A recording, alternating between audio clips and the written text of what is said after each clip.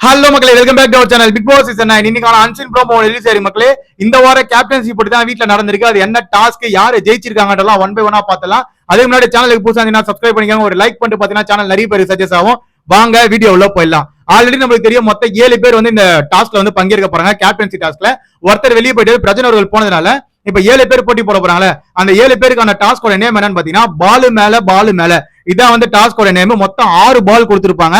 அந்த 6 பாலை கொடுத்தது மட்டும் இல்லாம இந்த பார்ட்டிசிபேட் பண்றாங்களே இந்த கேப்டன்சி போட்டியில அவங்க எல்லாரோட கண்ணை வந்து கட்டிடுவாங்க. சோ அவங்க யாருக்குமே கண்ணு தெரியாது, பிளைண்ட் ஃபோல் தான். ஓகேவா? சோ அந்த பால் எங்க வேணாலும் இருக்கும். அந்த பாலை போயிட்டு கரெக்டா பிக் பண்ணி அதுல போய் உட்காரணும். ஓகேவா? அதாவது பிக் பாஸ் வந்து லாஸ்ட் பஸ்ஸர் அடிக்கிற வரைக்கும் அந்த பாலை வந்து நீங்க வந்து அவங்க கையில இருந்து புடிங்கி நீங்க வந்து அதுல உட்காந்துக்கலாம். சோ இந்த மாதிரி என்ன வேணாலும் பண்ணலாம். ஓகேவா? பட் ஆனா அந்த பாலை கடைசியில பஸ்ஸர் அடிக்கும் போது நீங்க அதை வச்சிருக்கணும். ஓகேவா? சோ அப்பதான் நீங்க வின்னரா இருப்பீங்க. இல்ல அப்படின்னா நீங்க வந்து வெளியே போயிடுங்க. ஓகேவா? ஃபர்ஸ்ட் ரவுண்ட்ல வெளியே போறது யாருன்னு பாத்தீங்கன்னா கனி அவர்கள். சோ கனி ஃபர்ஸ்ட்லயே வெளியே போயிடாங்க. அதுக்கப்புறம் சுபிக்ஷா போறாங்க. விக்கல் சீக்கிரம் இங்க சமயம் ஒரு விஷயம் பண்ணாப்ல. விக்கல் சீக்கிரம் பாலை தூக்கி தலைமையில வச்சிட்டாப்ல. அவர் ஹைட் வெயிட் ஓகேவா? பட் ஆதிரை வந்து அதையும் பால் மரமா கழுத்தை பூச்சின்னு தொங்குறாங்க. அவர் கழுத்தை பூச்சின்னு இந்த பக்கம் அரோரா தொங்குறாங்க. பாலை குடியா அப்படின்ற மாதிரி. சோ இந்த மாதிரி நிறைய ஃபன்னும் பார்க்க முடிஞ்சது. இது ஒரு ஃபன் கேம் மாதிரி தான் வச்சிருக்காங்க. சோ இதுல யாரும் வந்து அந்த அளவுக்கு அடிச்சுக்கிறதுலாம் இல்ல. அதே மாதிரி ஆதிரை, அதுக்கப்புறமேட்டு நம்ம அரோரா, திவ்யா கணேஷ் இவங்களாம் வந்து செம்மையா சண்டை போட்டு எல்லாம் வாய் மேல கை வச்சு சவுண்ட் வந்தாதான் நீங்க வந்து உள்ள வருவீங்க அப்படின்ற மாதிரி சவுண்டே கொடுக்காம ஒரு மாதிரி பண்ணதெல்லாம் பார்க்க முடிஞ்சது. சோ நல்லா இருந்தது, கேம் பார்க்கறதுக்கு இன்ட்ரெஸ்டா இருந்தது.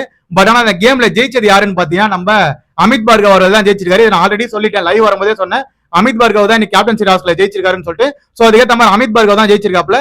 லாஸ்டா 2 பேருக்கு ஃபைட் நடந்திருக்கு. ஒன்னு ஆதிரை, இன்னொன்னு அமித் பார்கவ். அமித் பார்கவ் கிட்ட ஃபோர்ஸ் இருக்கு, அந்த எனர்ஜி இருக்கு, அதனால பிடிச்சி இழுத்துட்டாப்ல. ஆதிரை கிட்ட அந்த அளவுக்கு ஒன்னும் இல்ல. ஆதிரை சும்மா வாய் மட்டும் தான். ஆதிரை காலையில இருந்து ஒரு குற்றச்சாட்டை வச்சுட்டு இருக்காங்க. மக்களே, மக்கள் எல்லாருமே தப்பு பண்றாங்க. மக்கள் எல்லாருமே எதுக்கு கானாவினத்துக்கு கை தட்டுறாங்க, கானாவினத்தை என்ன பண்ணி கிழிச்சிட்டாரு அவருக்கு வந்து கை தட்டுறாங்கன்ற மாதிரி நம்ம ஆதிரை வந்து மக்கள் மேல ஒரு குற்றச்சாட்டை வச்சுட்டு இருக்காங்க. ஆதிரைக்கு என்ன ஒரு விஷயம், அவங்க கேம் ஒழுங்கா விளையாட மாட்டாங்க. பட் ஆனா வந்து மக்களை குற்றச்சாட்டு மட்டும் வைப்பாங்க. அதாவது அவங்க வெளியே போகும்போது கூட ஒரு விஷயம் சொல்லியிருந்தாங்க, நான் நல்லா தான் இல்லையா, மக்கள் தான் ஓட்டு போடுறது இல்ல, மக்கள் தான் என்ன வெளியே அம்சம், மக்கள் எல்லாம் தற்கூரின்னு சொல்லிட்டு ஒரு விஷயம் வந்து ஆதரவு சொல்லியிருந்தாங்க. அதெல்லாம் பெரிய விஷயமா வெடிச்சது. பட் மறுபடியும் வந்து நீங்க மக்கள் மேல தப்பு சொல்றது எந்த வகையில ஏத்துக்க முடியும் தெரியல. அதனால கானாவினத்தை வந்து தரமா ஒரு தக்லைஃபை கொடுத்து விட்டாப்ல.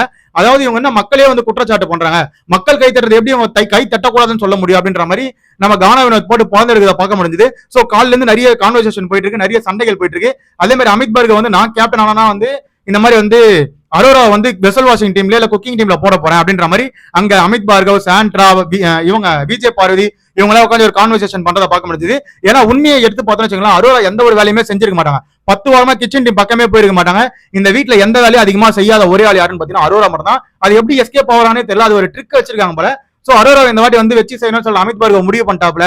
சோ அமித் பார்கவ் இந்த டாஸ்கை வந்து ஜெயிச்சிட்டாப்ல, கேப்டன் ஆயிட்டாப்ல. சோ வந்தவனே வெசல் வாஷிங் டீம்ல அரோராவை போடணும். அது ஒரு பெரிய சண்டையா வெடிக்க போது பொறுத்திருந்து பார்ப்போம். மறுபடியும் இப்ப அரோராக்கோ கமருதனுக்கோ ஒரு சண்டை வந்தது பாத்தீங்களா ப்ரோமோட்ல. மறுபடியும் அவங்க எல்லாரும் வந்து சேர்ந்து பேசி வந்து காம்ப்ரமைஸ் ஆயிட்டாங்க.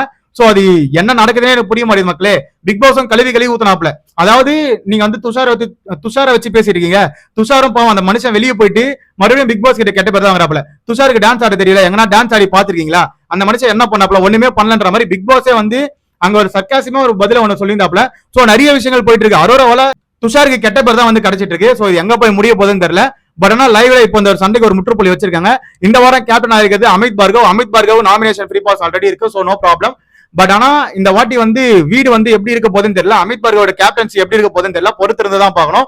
பட் ஆனா இந்த இது பிரிக்கிறாங்களே, அந்த வெசல் வாஷிங் டீம் யாரு, கிச்சன் டீம் யாரெல்லாம் பிரிக்கும் போது அதுல பெரிய சண்டை வரதுக்கு வாய்ப்பு இருக்கு மக்களே. இன்னைக்கு சரியான சம்பவங்கள் இருக்கு வீட்டுல, பொறுத்திருந்து பார்க்கலாம். இதுக்கு அப்புறமேட்டு வந்து நாமினேஷன் நடக்கும் போது நைட் டைம்ல நாமினேஷன் நடக்கும். சோ யாரெல்லாம் நாமினேஷன்ல வராங்கன்ற அடுத்த வீடியோல வந்து நான் அப்டேட் பண்றேன். அதாவது இப்போ அமித் பார்கவ் கேப்டன் ஆகி இந்த வீட்டுல என்னென்ன சேஞ்சஸ் கொண்டு வரணும் நீங்க நினைக்கிறீங்கன்னு சொல்லிட்டு கீழே கமெண்ட் செக்ஷன்ல கமெண்ட் பண்ணுங்க. அரோரா, ஆதிரை, கமருதீன் இவங்களுக்குள்ள இருக்க சண்டை வந்து முடிவு அடைஞ்சிருக்கு. இப்போதைக்கு வந்து கொஞ்சம் வந்து முடிஞ்சிருக்கு. பட் ஆனா அது பெருசா வெடிக்குமோ அப்படின்றது எனக்கு தெரியல, பொறுத்திருந்தா பார்க்கணும். அதை பத்தின கருத்துக்களை கீழே கமெண்ட் செக்ஷன்ல கமெண்ட் பண்ணுங்க. அதை பத்தி நான் தெரிஞ்சுக்கிறேன். முக்கியமா ஆதிரைக்கு ஒரு விஷயம் சொல்லணும்னா, ஆதிரை வந்து நான் இப்படி பண்ணிடுவேன் அப்படி பண்ணிடுவேன்னு சொல்லிட்டு இந்த வீட்டுல வந்ததுல இருந்து நிறைய விஷயங்கள் வந்து ஆதிரைக்கு வந்து பாசிட்டிவா நடந்துட்டு இருக்கு. முதல் வாரம் வந்த உடனே வந்து கேப்டன்சி போட்டியில பங்கேற்கிற வாய்ப்பு கிடைச்சது, நாமினேஷன் ஃப்ரீ பாஸ் கிடைச்சது. அதுக்கப்புறம் 50 நாள் கழிச்சு உள்ள ஒரு பவரும் கிடைச்சது. அது மட்டும் இல்லாம இந்த வாரமும் நாமினேஷன் ஃப்ரீ பாஸ் கிடைச்சிருக்கு. இந்த வாரமும் கேப்டன்சி போட்டியில பங்கேற்கிற வாய்ப்பு கிடைச்சிருக்கு. இது எல்லாத்தையுமே வந்து யூஸ் பண்ணாத ஒரே ஜீவன் யாருன்னா ஆதிரை தான். பட் ஆனா டஃப் ஃபைட் கொடுத்தாங்க இந்த வாட்டி. பட் ஆனா போன வாட்டி கேப்டன்சி டாஸ்க்ல ஒண்ணும் பண்ணல, இந்த வாட்டி டஃப் ஃபைட் கொடுத்தாங்க, அதை நம்ம பாராட்டலாம். பட் ஆனா ஆதிரை எதுவுமே பண்ணாம சர்வே ஆக போறாங்க 80 நாள் தனிப்பட்ட கருத்து. உங்களோட கருத்து கீழே கமெண்ட் செக்ஷன்ல கமெண்ட் பண்ணுங்க மக்களே. எதுவுமே பண்ணாம மக்கள் வந்து கை தட்டுறாங்க அப்படின்னு சொல்லிட்டு நம்ம ஆதிரை வந்து கானாவினத்தை சொல்றாங்க. பட் ஆனா ஆதிரை எதுவுமே பண்ணாம 80 நாள் இந்த வீட்டுல இருக்க போறாங்கன்னு நினைச்சாதான் எனக்கு சிரிப்பா இருக்கு. அதை மக்கள் வெளியே ஆல்ரெடி போட்டு அடிச்சிட்டு இருக்காங்க. இது எங்க போய் முடிய போகுதுன்னு தெரியல. ஆதிரைக்கான செம்மையா பேக் ஃபயர் ஆக போகுதுன்ற மட்டும் நான் தெளிவா சொல்லிக்கிறேன். உங்களோட கருத்துக்களை கீழே கமெண்ட் செக்ஷன்ல கமெண்ட் பண்ணுங்க மக்களே. அதை பத்தி நான் தெரிஞ்சுட்டு அதுவே நம்ம சேனலை சப்ஸ்கிரைப் பண்ணிக்கோங்க. கூடவே இருக்க பெல் ஐக்கனை தட்டி விடுங்க. அப்பதான் நம்ம போற வீடியோ உடனே வந்து சேரும். Love you, bye, take care.